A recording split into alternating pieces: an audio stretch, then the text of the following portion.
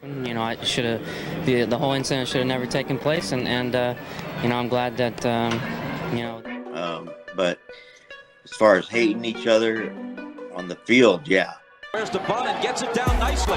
MLB legends have exposed the crimes of a wife beater named Chuck Knoblauch, and at 57 years old, his legacy is forever defined by violence, scandal, and disgrace. Once celebrated as a four-time World Series champion and Rookie of the Year, Knoblauch's story began with promise. He was a four-time All-Star, a Gold Glove winner, and a cornerstone of championship teams. But that bright beginning makes his fall even more devastating. Knoblauch's career with the Minnesota Twins was legendary. He won Rookie of the Year in 1991, the same season he helped lift the Twins from last place to World Series champions. His sacrifice bunt in the 10th inning of Game 7 moved the winning run into scoring position. For 7 seasons, he dominated. He was selected to 4 All-Star games. He won 2 Silver Slugger Awards. He even claimed a Gold Glove in 1997. His statistics were staggering. From 1991 to 1997, he accumulated 38 wins above replacement, outpacing Hall of Famer Roberto Alomar, who had 31. During his absolute prime, from 1995 to 1997, Knoblauch's 22 WAR tied him with Ken Griffey Jr. for most in the American League. He batted .341 in 1996 and stole over 40 bases in 3 straight seasons. This was not just an all-star. This was an elite Hall of Fame caliber player. The Yankees traded a massive package of prospects for him in 1998, installing him as their leadoff hitter. He won 3 consecutive World Series championships with New York. In 1999, he scored 120 runs and hit 18 home runs. His bat was critical to their dynasty. Even as he celebrated championships, something was unraveling inside him. The collapse began with the yips. The yips are a mysterious syndrome where elite athletes suddenly lose the ability to perform basic skills. It's classified as a movement disorder, a neurological breakdown of fine motor skills. But under the pressure of professional sports, it becomes a psychological nightmare. Players tell themselves not to throw it in the dirt, and then they throw it right in the dirt. Knoblauch became the modern face of this affliction. Other players had suffered from it before, including pitcher Steve Blass and catcher Mackie Sasser, but Knoblauch's case was particularly noteworthy because it forced him to completely change positions. The irony is brutal. He arrived in New York in 1998 with the highest fielding percentage of any second baseman in MLB history who had played at least 1,000 games. He had just won the Gold Glove. Then it all fell apart. In 1998, his errors jumped to 13. In 1999, the yips fully consumed him. His throws to first base became wild and unpredictable. He committed a league-high 26 errors that season. In his first 3 years with the Yankees, he made 54 errors. To understand how catastrophic this was, consider that he had committed only 66 errors in his entire 7-year career with the Twins. He had gone from the most reliable defensive second baseman in baseball to the least reliable. June 15, 2000 was his breaking point. Against the Chicago White Sox, he made 3 throwing errors in just 6 innings. The last 2 led directly to Chicago runs. A month earlier, he had admitted to teammates he was at the breaking point. This game proved it. After his 3rd error, manager Joe Torre walked to the mound to change pitchers, while the rest of the Yankees infield gathered around. Knoblauch stood alone at second base, hands on hips, wallowing in his pain. When the inning ended, he returned to the dugout, spoke briefly to Torre, and then walked out. He left Yankee Stadium in the middle of the game. It was a public surrender. 2 days later came the incident that turned his struggle into a national punchline. On June 17, 2000, Knoblauch fielded a ground ball. His throw to first was inexplicable. A wild sailing missile that flew over the first baseman's head, bounced off the dugout roof, and shot into the stands. The ball struck a fan sitting behind the dugout. That fan was Kay Olbermann, mother of prominent sportscaster Keith Olbermann. Keith himself had to report the incident on air, wryly noting that Chuck Knoblauch's throwing problem was getting personal, as the ball had hit his mother. The event moved Knoblauch's yips from the sports pages into pop culture infamy. The Yankees could no longer risk his scatter arm at second base. He was relegated to left field and designated hitter for his final seasons. This effectively ended his elite status. He played one unremarkable season with Kansas City in 2002 and was out of baseball by 2003. A psychological affliction he could not overcome had destroyed his career. But the collapse created more than just statistical problems. It fractured the clubhouse. The most significant legend to publicly expose Knoblauch's struggles was Yankees owner George Steinbrenner. The boss was not known for patience. In 2000, Steinbrenner told the media he was not as diplomatic as Joe Torre. He issued a public warning that the Yankees would not go far if Knoblauch and another struggling player didn't get straightened out. Knoblauch, in a rare move for a player, openly fired back at Steinbrenner in the media. This public feud placed immense pressure on the entire organization. The yips turned the Yankees clubhouse clubhouse into a media circus. ESPN's Buster Olney described the scene as a total wild card. Reporters were forced to stake out Knoblauch's locker every day, uncertain if he would speak at all. Olney described it as heartbreaking to watch, as a former Gold Glover melted down day by day, but it also created a toxic environment. Reporters felt like someone watching an accident on the highway. This constant, intense external pressure inevitably inflamed internal clubhouse friction. There was tension with reliever Jeff Nelson, reportedly fueled by Knoblauch complaining about Nelson's pitching in a game. But this tension was balanced by public declarations of support from team captain Derek Jeter. As fans and media intensified their criticism, Jeter took a public stand. He stated they were not winning without Chuck, demanding fans support his teammate. This split dynamic defined the clubhouse. The team was forced to publicly support Knoblauch because his bat was essential to their dynasty, but the fragility of his mental state and the accidents on the field created undeniable strain. If you're enjoying this deep dive into one of baseball's most complicated legacies, drop a comment below. Do you think the yips were the beginning of his downfall or just a symptom of deeper problems? Let me know what you think. While the yips ended his career, it is his off-field conduct that defines his legacy today. The reference to crimes in the plural is not an exaggeration. An investigation into his post-career life reveals a clear, multi-year documented pattern of escalating violence and aggression. On September 29, 2009, Knoblauch was arrested and charged with felony domestic violence for assaulting his common-law wife, Stacy Stelmach. Stelmach reported to police that they had an argument, and when she tried to take his car keys because she believed he was intoxicated, he punched and choked her. On March 16, 2010, this incident moved from allegation to fact when Knoblauch pleaded guilty to a misdemeanor assault charge. This was a criminal conviction. He received deferred adjudication probation for 1 year and was fined $1,000. His only public comment was a brief apology. The 2010 conviction was not an isolated wake-up call. In March 2014, just 2 months after the Minnesota Twins announced his election to their Hall of Fame, Knoblauch had another run-in with the law. On March 12, 2014, he was charged with interference with public duties. The allegation was that he had pushed a police officer. This incident was still outstanding when he was arrested again in July. It demonstrated a pattern of aggression that was not limited to domestic partners and was clearly escalating. July 24, 2014 was the incident that destroyed his legacy permanently. Just 1 month before his scheduled induction into the Twins Hall of Fame, Knoblauch was arrested again. He was charged with the assault of his ex-wife, Sherry Knoblauch. Police were dispatched to a domestic disturbance call at 3:49 in the morning. When officers arrived, they noted that Knoblauch appeared to be intoxicated. The details of the police report were violent and specific. Sherry Knoblauch told police her ex-husband had become upset that she was sleeping in another bedroom with her child. He allegedly grabbed her and smashed her head against a wall. He was also accused of hitting her in the arm and chest and throwing a humidifier at her as she fled the room. This was not a case of conflicting accounts. Officers at the scene observed and reported visible injuries on Sherry Knoblauch, including a large bruise on her arm, a larger scratch on the left side of her face, and a knot on her forehead. These were the recent news reports that forced the Minnesota Twins organization to act. The most powerful exposure of Chuck Knoblauch's crimes did not come from a single legend or teammate. It came from the very institution that built his legend in the first place. In January 2014, Knoblauch's redemption arc seemed complete. He had been elected by a 62-member panel to be the 27th member of the Minnesota Twins Hall of Fame. The induction ceremony was scheduled for August 23, 2014 at Target Field. This was to be his first official return to the organization since his bitter trade. A crucial point must be understood. The Minnesota Twins organization knew about Knoblauch's 2010 guilty plea for assault when they elected him. Twins president Dave St. Peter confirmed this, stating that Knoblauch was prepared to handle questions about his past and address the media when he returned to Minnesota. The organization was willing to overlook one conviction as a past mistake. The July 2014 assault on Sherry Knoblauch, however, was unforgivable. The arrest, which occurred just weeks before his scheduled ceremony and brought to light the March 2014 arrest for pushing an officer, demonstrated a clear, undeniable pattern of violence. It made his position as an organizational legend untenable. The Twins' reaction was swift, public, and decisive. Within hours of the news, the team released an official statement canceling the Hall of Fame induction ceremony. This was the institutional exposure in its most powerful form. Dave St. Peter's follow-up comments to the media were even more damning. He articulated a new standard for his organization, stating that off-field elements are equally important relative to the franchise's brand and the reality that players and former players are role models. This was the organization that drafted him, won a World Series with him, and was prepared to forgive his bitter trade demand. For that institution to so publicly and permanently disavow him was the definitive verdict on his character. St. Peter confirmed the cancellation was final, stating there were no plans to reschedule the induction. The unprecedented nature of this decision cannot be overstated. Organizations rarely cancel Hall of Fame inductions. The fact that the Twins took this step speaks volumes about the severity of Knoblauch's actions and the pattern of behavior they revealed. It was not just one mistake. It was a repeated, documented history of violence against women that the organization could no longer ignore or excuse. The timing of the cancellation also matters. The organization had already printed programs, sold tickets, and prepared for the the ceremony. Fans had made travel arrangements. Former teammates were scheduled to attend. Canceling an event of this magnitude so close to the date required extraordinary circumstances. The Twins were willing to absorb the logistical and financial costs because the alternative was morally unacceptable. Honoring a man with a pattern of domestic violence would have sent a terrible message to fans, sponsors, and the community. Knoblauch's actions also made him a pariah among some peers. Former MLB player Milton Bradley, while discussing domestic violence, used Knoblauch as an example, stating bluntly that he's a horrible human being. This comment from a fellow player reflects the broader sentiment that Knoblauch's off-field actions had erased any remaining goodwill from his playing days. Compounding the yips and the pattern of violence is a third distinct crime that taints his on-field legacy: the use of performance-enhancing drugs. On December 13, 2007, Chuck Knoblauch was officially named in the Mitchell Report, the comprehensive investigation commissioned by MLB into the use of steroids and other performance-enhancing drugs in baseball. The allegation against Knoblauch came from trainer Brian McNamee, the same personal trainer who was the central witness against Yankees teammates Roger Clemens and Andy Petita. McNamee's testimony was provided to Senator George Mitchell under threat of federal prosecution. It was highly specific. He testified that he obtained illegal human growth hormone and injected Knoblauch at least 7 to 9 times. McNamee stated that these injections began during spring training of the 2001 season and continued through the early part of that year. Unlike Clemens and other players who vehemently denied the report's findings, Knoblauch's response was different. While he initially expressed bewilderment at his inclusion in the report, his official response was far more damaging. On February 1, 2008, Knoblauch voluntarily met with the House Oversight Committee holding hearings on the Mitchell Report. In that meeting, he provided a stunning admission. According to the committee's official summary, Knoblauch told them that McNamee was accurate when he told Senator Mitchell that McNamee had injected him with human growth hormone. Knoblauch's admission was a confirmation of his ethical collapse. He attempted to justify his HGH use, claiming he had never done steroids, but that HGH was different. Tried to frame it as a recovery tool, arguing that the Yankees' grueling night game schedule meant getting to the next town at 4 or 5 in the morning, causing players to get run down and sick. The HGH, he claimed, was just a little bit of a boost, like taking vitamins. This admission placed his 2001 season and his entire career in a new light. It is bitterly ironic that his HGH use in 2001 coincided with the absolute nadir of his yips and the end of his career. Knoblauch himself later offered a hollow, self-serving epitaph for this ethical failure, admitting he did HGH but that it didn't help him out, didn't make him any better, and that he had the worst years of his career. It was not performance-enhancing for him. At age 57, the legacy of Chuck Knoblauch is complete and settled. The 3 primary narratives of his public life are no longer separate. They are fully synthesized into a single, comprehensive story of a 3-act fall. Act 1 was the on-field legend from 1991 to 1997, a Hall of Fame caliber trajectory as a World Series champion and Rookie of the Year. Act 2 was the public collapse from 1998 to 2001, where the yips and the surreal incident involving Kay Olbermann made him a national spectacle and symbol of psychological failure. Act 3 was the criminal pariah from 2009 to present, marked by the ethical collapse of his HGH admission and most significantly the moral collapse of his documented pattern of criminal violence. The final verdict on this legacy, the ultimate exposure, came from police reports detailing his violence, from congressional testimony confirming his drug use, and most powerfully from the very institution that raised him. The Minnesota Twins' 2014 cancellation of his Hall of Fame induction was the final institutional verdict. Their explicit statement that off-field elements and the responsibilities of being a role model are equally important to on-field accomplishments was the gavel striking down on his entire career. As we close this chapter on Chuck Knoblauch's story, there's an important lesson in institutional accountability. The Twins' decision to cancel his Hall of Fame induction represents progress in how we hold athletes responsible for their actions beyond the field. It reflects a growing awareness that domestic violence is never acceptable, regardless of someone's athletic achievements. Organizations are finally prioritizing the safety and dignity of victims over the glorification of abusers. That standard matters. It sends a message that talent does not excuse cruelty and championships do not erase crimes. If you think organizations like the Twins should permanently erase players with violent histories from their honors, or if you believe in redemption and second chances, drop your thoughts in the comments below. This conversation matters. George Bell won the American League MVP award in 1987,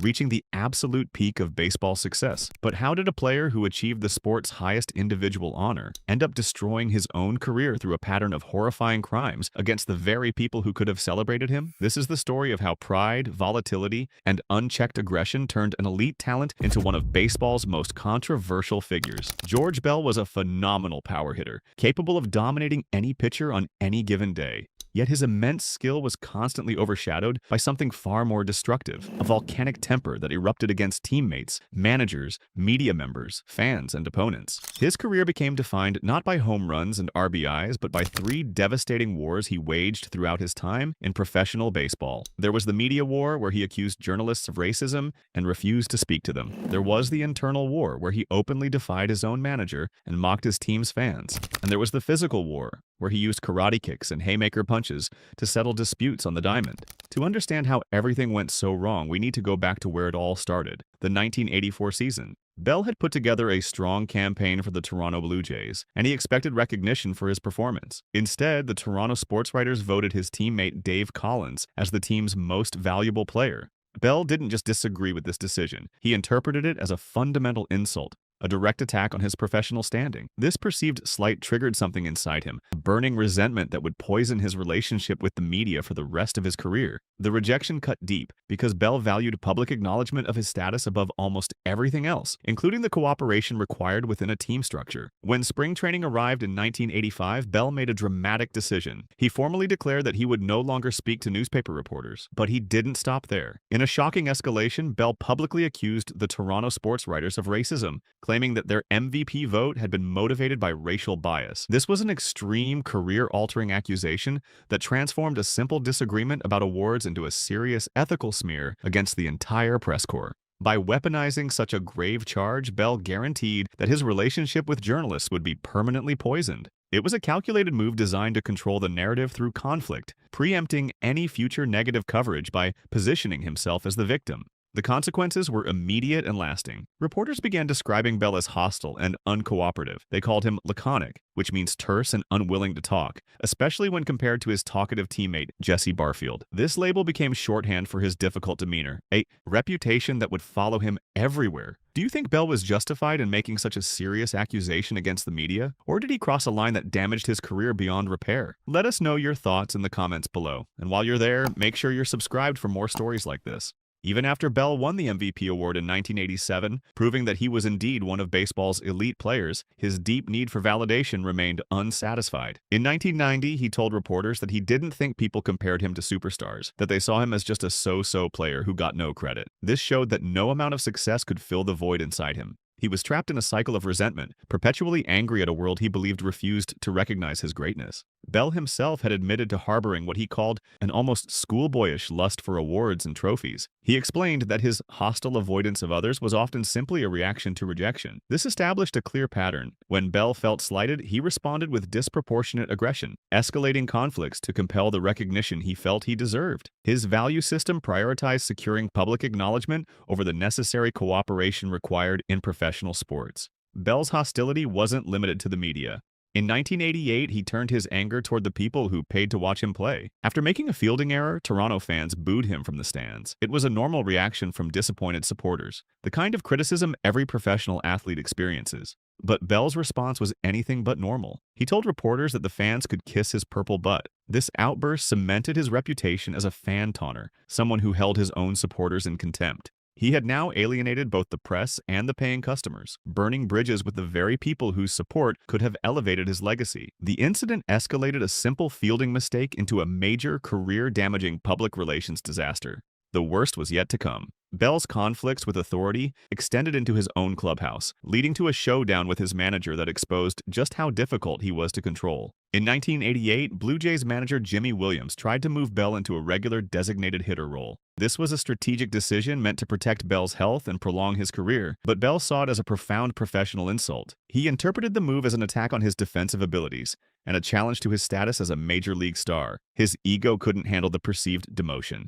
During a spring training game on March 17, 1988, Bell's defiance reached its peak. When his name was called to bat as the designated hitter, he simply refused to take the bat. This wasn't a misunderstanding or a momentary lapse. It was deliberate insubordination, a direct challenge to his manager's authority in front of the entire team. The Blue Jays suspended him for 1 day and fined him $1,000. But here's the crucial detail. Bell won the standoff. Despite the official punishment, resentment lingered, and Bell ultimately forced the issue. That season, he played only 7 games as a designated hitter, compared to 149 in his preferred left field position. His star power had successfully overridden managerial directives, setting a dangerous precedent that stars could unilaterally resist team strategy. The failure of managerial accountability demonstrated a critical flaw in organizational discipline. By 1987, sports writer Ron Fimwright had perfectly summarized Bell's toxic image in Sports Illustrated. He called Bell a crab who had been, on various occasions, a bat thrower, a pitcher kicker, an umpire baiter, a fan taunter, and a media dodger.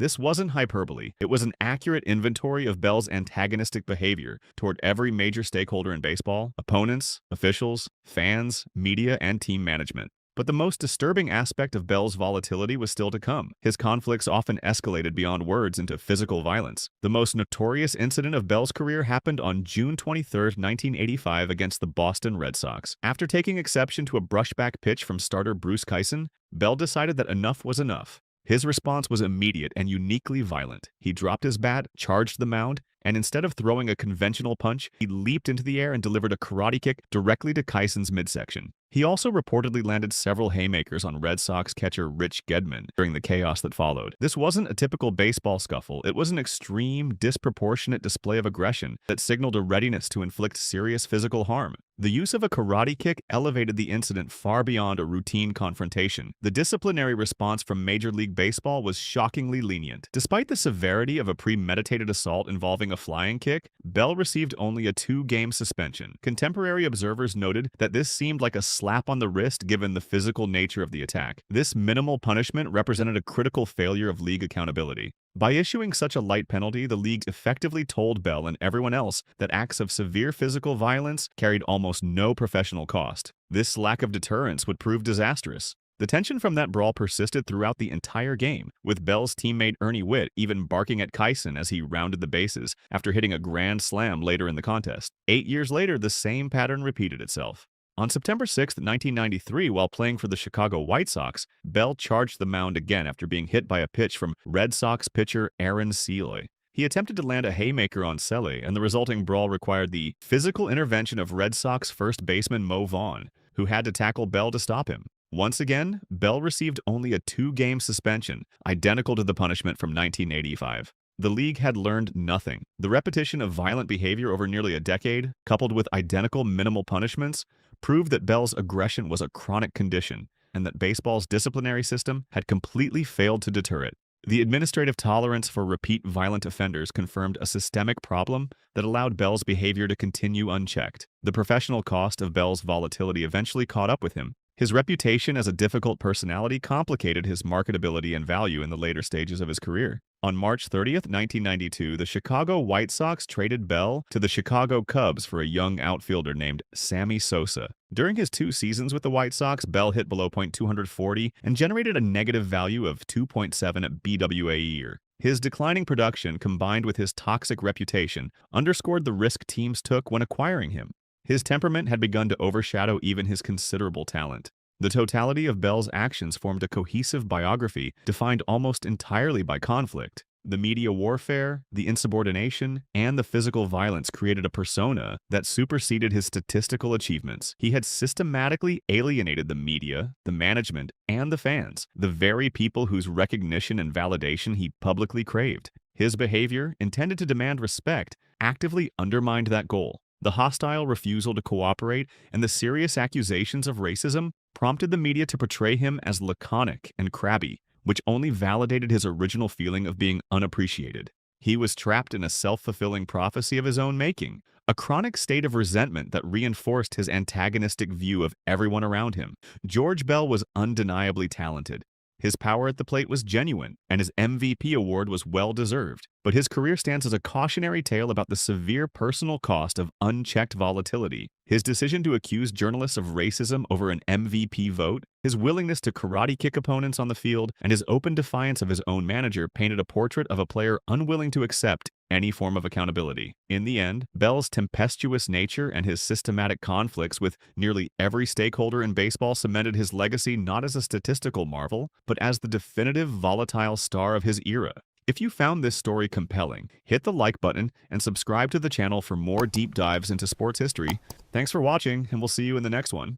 At 61 years old, Jose Canseco remains one of baseball's most talked about figures. But his story isn't what you might expect. From a promising young athlete to a controversial whistleblower, his journey reveals the complex reality of professional sports in America. Jose Canseco burst onto the baseball scene in the 1980s with incredible talent. The Oakland Athletics drafted him in the 15th round of the 1982 draft, a selection that seemed almost too good to be true. During his minor league career, his powerful hitting earned him the nickname Parkway Jose. Scouts compared him to legends like Willie Mays and Mickey Mantle before he even played a full season in the majors. Oakland's hitting coach Bob Watson described him as a mixture of Roberto Clemente, Dale Murphy, and Reggie Jackson. In 1985, Canseco posted a combined .330 batting average with 41 home runs and 140 RBIs across the minors, and a brief September call-up, earning him the Baseball America Minor League Player of the Year award. In 1986, his first full season, Canseco proved the hype was real. He hit 33 home runs and drove in 117 runs, winning the American League Rookie of the Year award. He was selected for the All-Star game after leading the American League in both home runs and RBIs at the break. Although a late-season batting slump prevented him from leading the league in RBIs for the full year, his talent was undeniable. But his greatest achievement came in 1988, when he became the first player ever to hit 40 home runs and steal 40 bases in one season. In an act of remarkable confidence, he had predicted he would reach this milestone, later admitting he mistakenly thought others had already accomplished it. On September 23, 1988, in his 151st game of the season, Canseco made history by reaching both 40 home runs and 40 stolen bases. He finished that incredible year with 42 home runs and 40 stolen bases. This 40-40 club achievement was so rare that only 5 other players have accomplished it since then. The feat was so significant that it solidified his place as a transcendent player, not just a powerful hitter. That same year, his outstanding performance earned him a unanimous vote for the American League Most Valuable Player award, cementing his status as one of baseball's biggest stars. Canseco's partnership with Mark McGwire created the famous Bash Brothers duo. The nickname came from their ritual of bashing forearms together after hitting home runs. They became genuine celebrities, appearing on an iconic poster, styled after the Blues Brothers, that sold 50,000 copies in the San Francisco Bay Area in less than 3 weeks. Their success brought excitement to every ballpark,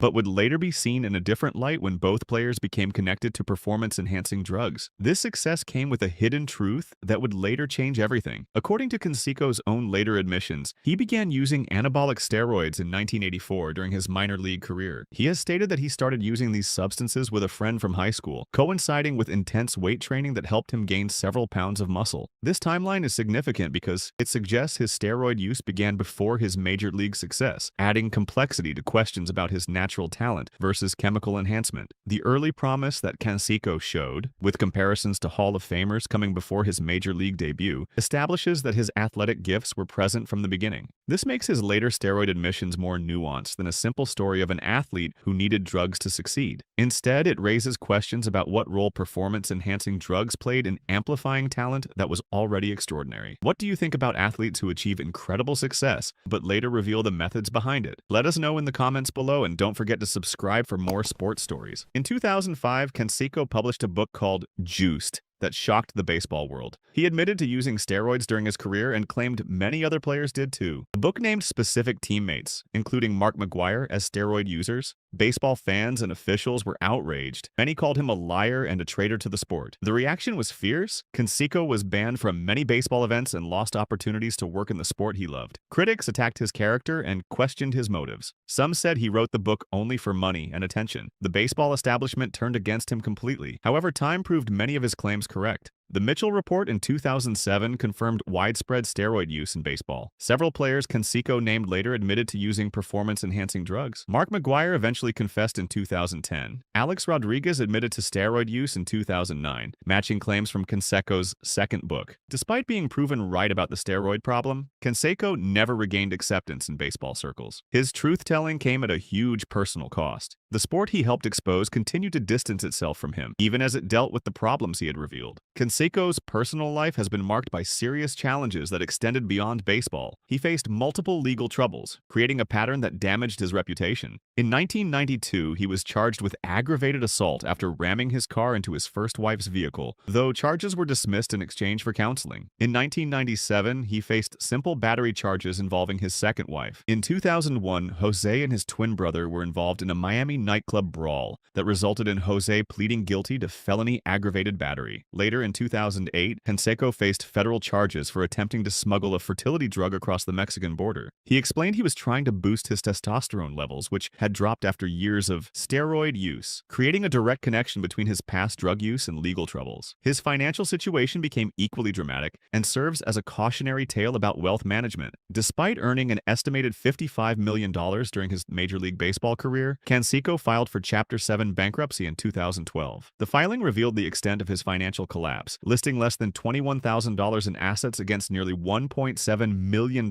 in liabilities, including over $500,000 owed to the Internal Revenue Service. The transformation from multimillionaire athlete to someone living in financial ruin was striking. Canseco has spoken publicly about being broke and even living in a converted garage at one point with only $20 in his pocket. This dramatic fall from wealth to poverty illustrates how quickly fortunes can change, even for those who earn tens of millions of dollars. Canseco attributed his financial problems to several major factors. 2 expensive divorces cost him an estimated $7 to $8 million each, representing a significant portion of his career earnings. Additionally, he made poor investment decisions, including losing $11 million in the stock market crash. These personal and financial missteps were compounded by his exclusion from baseball-related employment opportunities. Most significantly, Canseco stated that being blackballed from the baseball world after publishing his tell-all book made it extremely difficult for him to find work in sports-related industries. This professional exile severely impacted his ability to earn a living using his baseball knowledge and experience. His financial ruin therefore became directly connected to his decision to expose steroid use in baseball, showing how truth-telling can have severe economic consequences. The connection between his steroid revelations and his financial troubles demonstrates the complex relationship between honesty and personal cost. While Canseco helped expose a major problem in baseball, he paid an enormous price for his revelations, losing not just his reputation, but his to earn money in his area of expertise. In his later years, Canseco has tried various ways to stay relevant and earn money. He appeared on reality TV shows like The Surreal Life and The Celebrity Apprentice. These appearances often portrayed him as an oddity rather than a serious person. One bizarre incident involved him sending his twin brother to a celebrity boxing match in his place, which fans noticed because his brother lacked Canseco's distinctive tattoos. He's also tried different business ventures, including opening a car wash in Las Vegas in 2019, though it struggled financially. More recently, he's resorted to selling personal memorabilia on social media and promoting baseball training aids. These efforts show his ongoing struggle to find financial stability and public acceptance. When it comes to baseball history, Canseco's legacy remains complicated. His career statistics include 462 home runs and 1,407 RBIs, which some consider worthy of Hall of Fame consideration. However, when his name appeared on the Hall of Fame ballot in 2007, he received only 1.1% of votes, far below the 5% needed to stay eligible. His exclusion from the Hall of Fame reflects how voters view his steroid use and controversial revelations. While other players from the steroid era have been debated for years, Canseco was quickly dismissed. This treatment seems harsh considering his role in exposing the very problems that have kept other players out of Cooperstown. The 40-40 Club remains one of baseball's most exclusive achievements. Only 6 players have ever reached this milestone, and Canseco was the first. Interestingly, several other members of this club, including Barry Bonds and Alex Rodriguez, have also been linked to performance-enhancing drugs.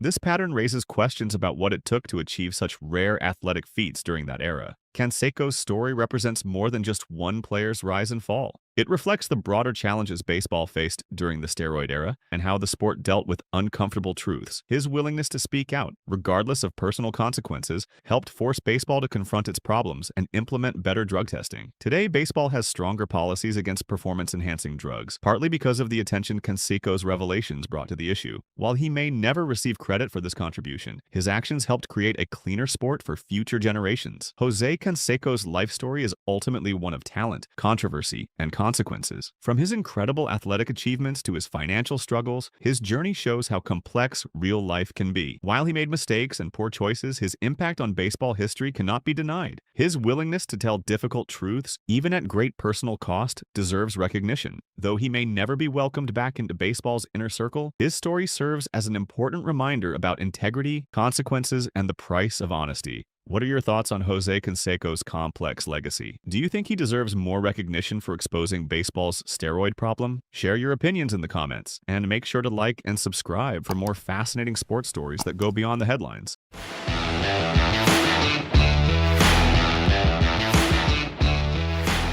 Great player, And that was something that I enjoyed watching and wanted to be a part of. And in fact, your nickname in football was?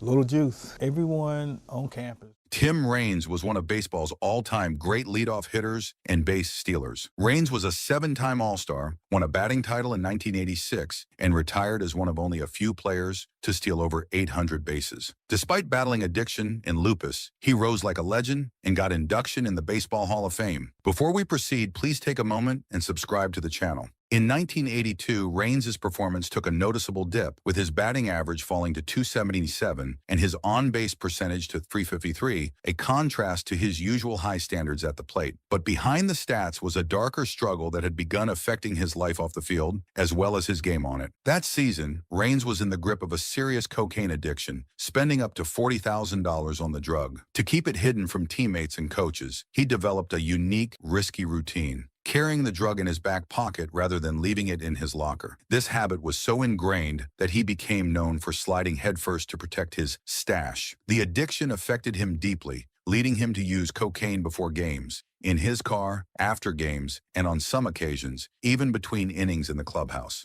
This high-stakes lifestyle quickly spun out of control, prompting Raines to make the difficult decision to enter a treatment program at the end of the season. Facing his struggles head-on, Raines was determined to turn his life around, not just for his career, but for his health and future. In September 1985, Raines testified at the Pittsburgh drug trials, a high-profile case that brought to light the widespread drug issues within baseball. His testimony and the courage it took to come forward became a pivotal moment in his journey to recovery and redemption. It also underscored his commitment to be a positive influence in the sport and a role model for younger players, turning his story of struggle into one of resilience and triumph. His openness about his past and dedication to self-improvement would ultimately help reshape his legacy as one of baseball's most respected figures. In January 1999, Raines signed as a free agent with the Oakland Athletics, hoping to bring his experience and skill to yet another team. But just months into the season, Raines faced an unexpected and life-altering health scare. On July 23rd, after noticing concerning symptoms, he underwent a kidney biopsy that would reveal he had lupus, an autoimmune disease that causes the immune system to attack healthy tissues.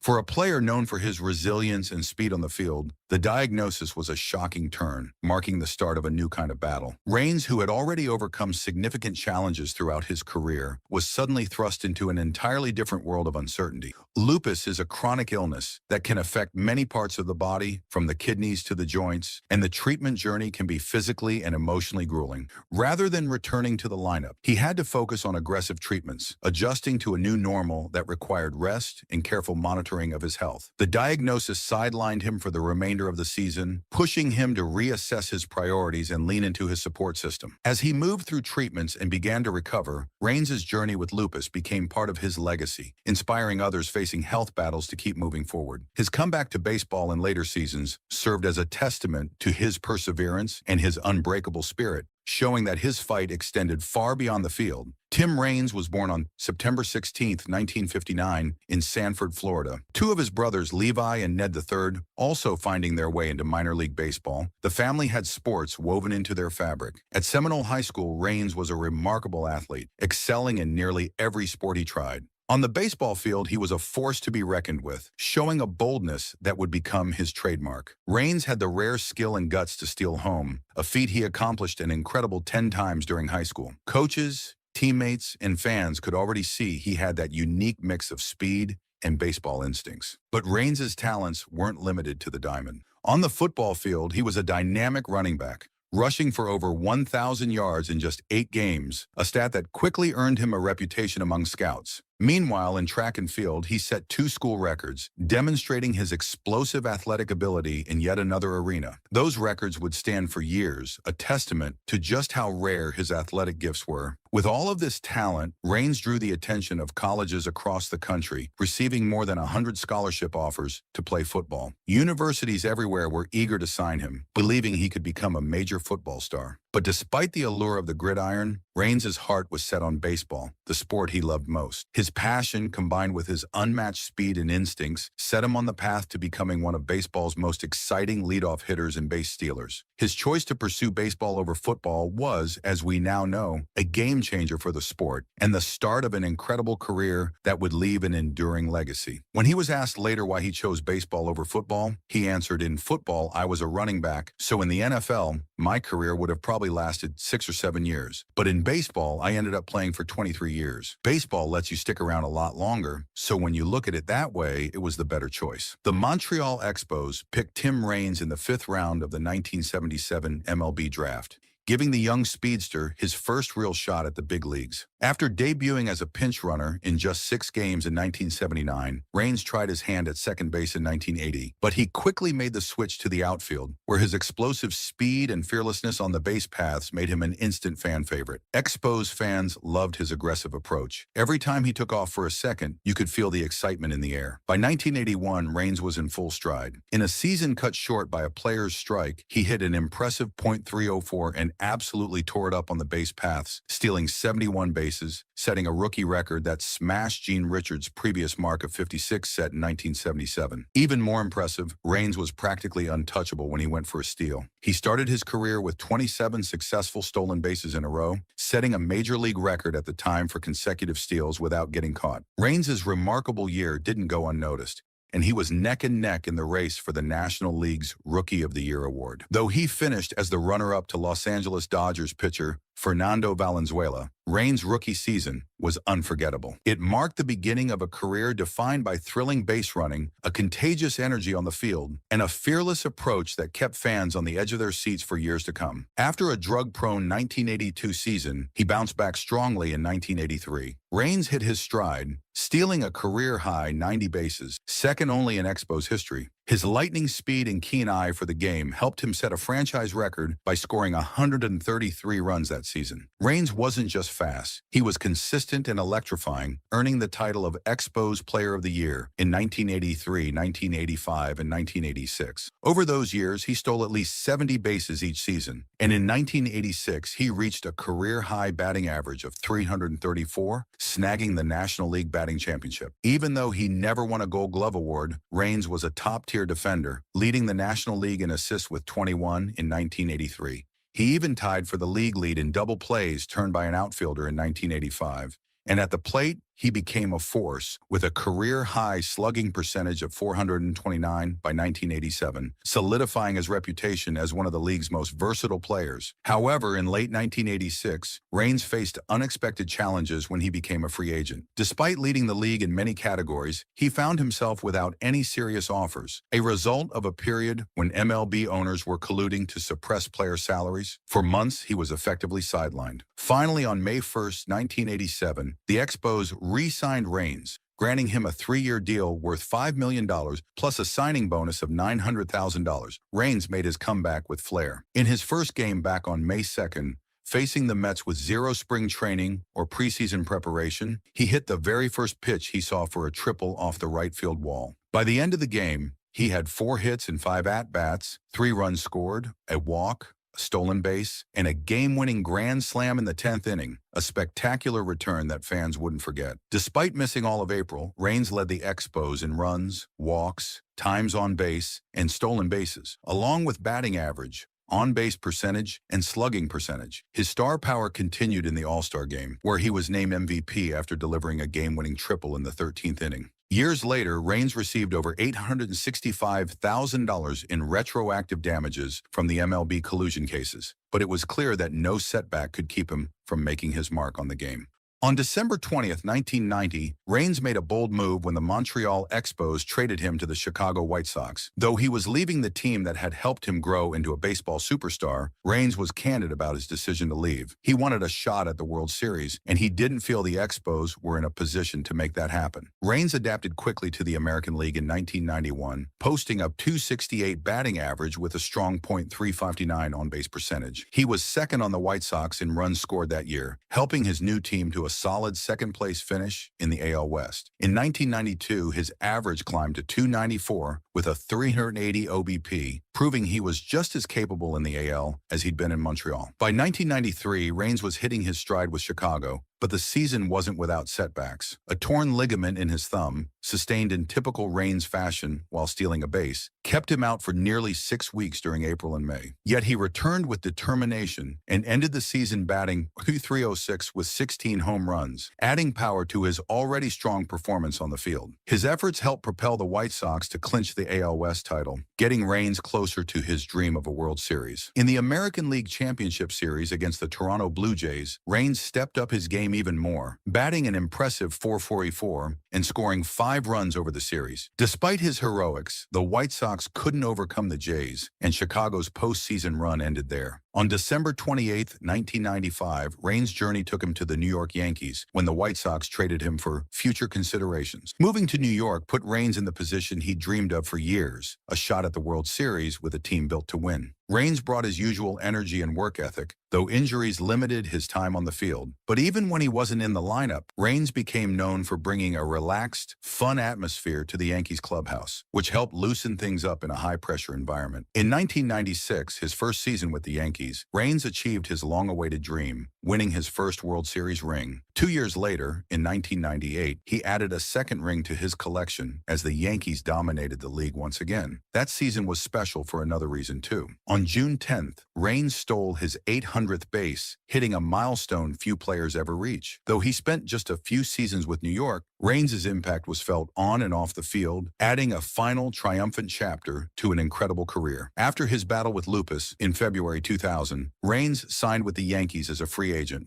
But his return to New York was brief. He was released in March before the season began. Later that year, however, the Montreal Expos came calling, and Raines rejoined the team where he'd made his name. For Expos fans, it was like welcoming home a hero, and they showed it. At the home opener in 2001, Raines received a standing ovation so thunderous that he described it as the longest and loudest of his entire career. It even rattled the pitcher, who walked him on 4 straight pitches. Limited to part-time play, Raines still batted an impressive .308 with a .433 on-base percentage, showing he hadn't lost his touch. That same year, he was inducted into the Expos Hall of Fame, a well-deserved honor for a franchise legend. Raines faced a few health challenges, too. In May, he underwent surgery on his left shoulder and was assigned to the Expos AAA team, the Ottawa Lynx, to rehab. Then on August 21st, Raines found himself in a once-in-a-lifetime moment. He and his son, Tim Raines Jr., became the first father-son duo to play against each other in a professional baseball game when Ottawa faced the Rochester Red Wings. The two had faced off in spring training, but this official game was a milestone that brought father and son face-to-face on the field. The Expos made another gesture to honor Raines, trading him to the Baltimore Orioles so he could play alongside his son in the majors. On October 4th, Raines Jr. took center field, while Raines Sr. held down left field for Baltimore. They became the second father-son duo to play for the same MLB team, following in the footsteps of Ken Griffey Sr. and Jr. After hanging up his cleats, Tim Raines jumped right into coaching, starting in 2003 as the manager of the Class A Advanced Brevard County Manatees, an affiliate of the Expos. His journey took a significant turn in 2004 when he was promoted to the Major League team, and he was there for the Expos' final games in Montreal, closing a chapter in baseball history that he had been a part of for so long. In November 2004, Raines joined the Chicago White Sox as a coach, and what a ride it was. During the memorable 2005 season, when the White Sox clinched the World Series championship, Raines served as the first base coach, contributing to a team that would go down in history. The following year, he took on the role of bench coach, further solidifying his place in the game.